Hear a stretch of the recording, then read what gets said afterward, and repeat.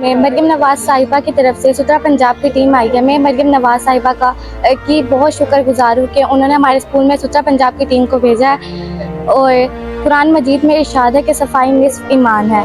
ہمیں کچرا جو ہے وہ ڈسٹ بن میں ڈالنا چاہیے. ہمیں سب سے پہلے اپنی صفائی کا خیال رکھنا چاہیے, اس کے بعد ارد گرد کے ماحول کو صاف ستھرا رکھنا چاہیے.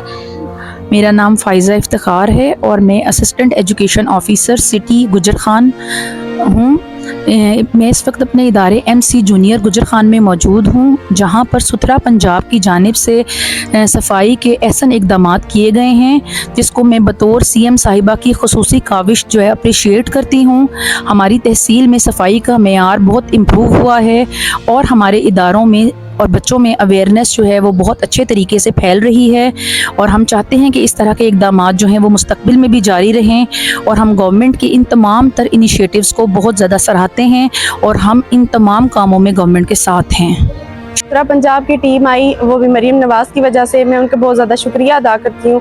ہمارے ملک کو چاہیے کہ وہ کچرا جو ہے وہ ڈسٹ بن میں ڈالیں اور زیادہ سے زیادہ صفائی رکھیں, کیونکہ جب ہمارے ملک میں صفائی نہیں ہوگی تو بہت سی زیادہ بیماریاں پھیلیں گی.